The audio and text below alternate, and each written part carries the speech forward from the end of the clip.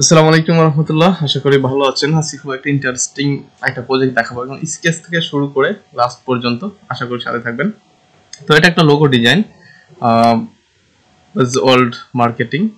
তো তারা চাইছিল বাজ ওয়ার্ল্ড না, সরি, বাজ ওয়ার্ড তো মার্কেটিং। তো তারা চাইছিল যে এইরকম একটা লোগো হবে। আমি যখন ক্লায়েন্ট প্রথম আমাকে দিয়েছিল কোনো রিকোয়ারমেন্ট যা ছিল একটাও দেয় নাই আমাকে।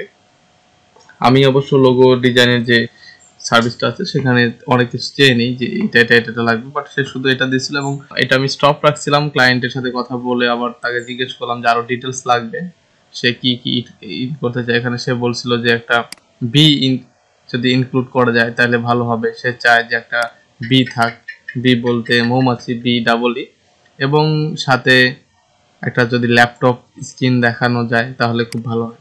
তো এটুকুই, জাস্ট এটুকু নিয়ে এখন কাজ করতে হবে, করার কিছু নাই। তো একটা বি থাকতেছে আমাদের এই লোগোতে, এবং একটা ল্যাপটপ যদি থাকে তাহলে তো ভালোই হয়।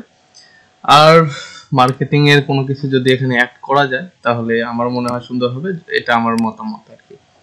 হ্যাঁ, তো এরকম বিষয় আসে।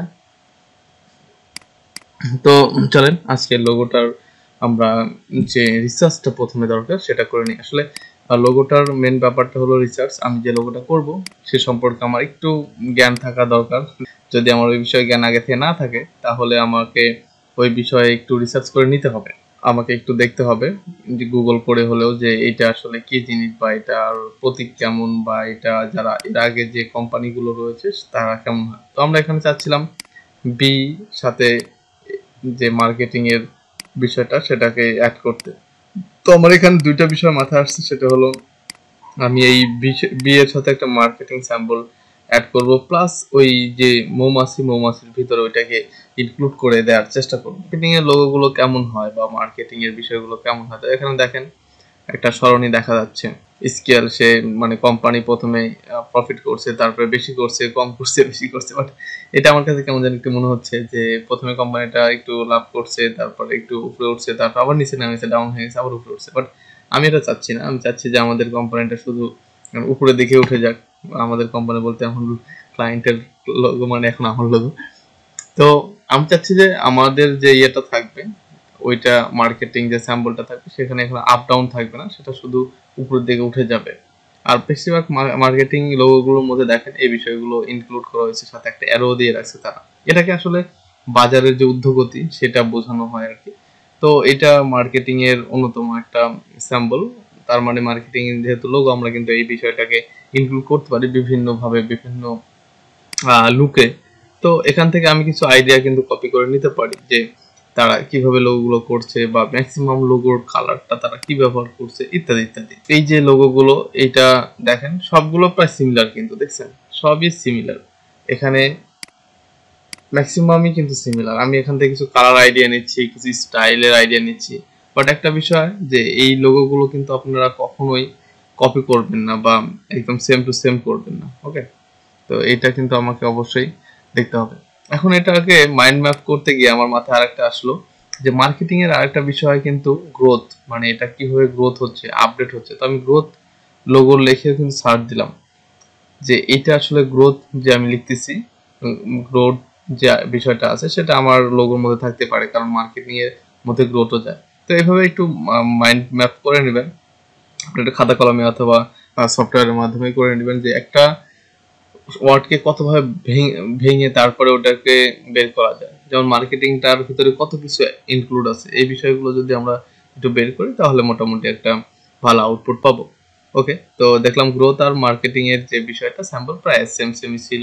তো এখান থেকে ইয়ে নেই, বেশি কিছু নেই। তো আমরা আরেকটা আইডিয়া নেওয়া লাগবে আমাদের, সেটা হলো বি। এখন বি যদি আপনি সরাসরি নেচার থেকে নিতে চান, একদম ন্যাচারাল বি, তাহলে আপনি নিতে পারবেন। অথবা আপনি যদি লিখে সার্চ দেন বি ভেক্টর, সেখান থেকে আপনি আইডিয়া পাবেন। বাট একটা বিষয় হলো বি ভেক্টর থেকে কিন্তু আবার সরাসরি আপনাকে ওই বিটা নিলে এটা অনেকটাই যারা ভেক্টর আর্ট করছে তাদের সাথে কিন্তু আপনার সিমিলারিটি হয়ে যেতে পারে, লোগোটা কপিরাইটের মধ্যে পড়ে যেতে পারে। তো আমি এখান থেকে যে বি ভেক্টর গুলোর স্ক্রিনশট নিলাম, এটা জাস্ট একটা ধারণা নেওয়ার জন্য, আমার মস্তিষ্কে যেন এই ধরনের কিছু আঁকাবুকি করে তার জন্য আর কি। তো এখন যেটা করব আমি, এই যে এটা আমার একটু চোখের সামনে রাখবো, যাতে আমার ব্রেনের মধ্যে এই ধরনের কিছু একটা ঘোরাফেরা করে আর আমার যে স্কেচটা এটা একটু মোটামুটি এরকম হয়। আচ্ছা, তো ঠিক আছে, আমরা এখন একটু দেখি, এটা একটু আঁকানোর চেষ্টা করি।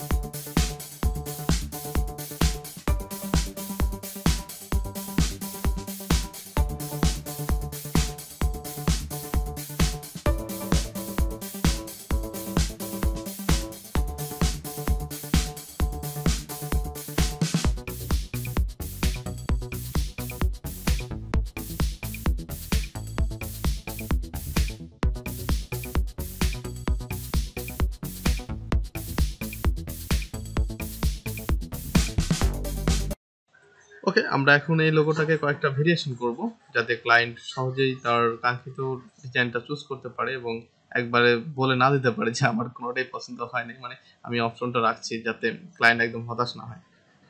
তো এখানে বি, মৌমাছির যে পাখাটা রয়েছে সেখানে আমি লেটার বি এরকম কিছু করতে চাইছি, যে ওই পাখাটা লেটার বি এর মতো দেখা যাবে, যেহেতু তাদের লোগোর প্রথম লেটারটা B, B U double Z.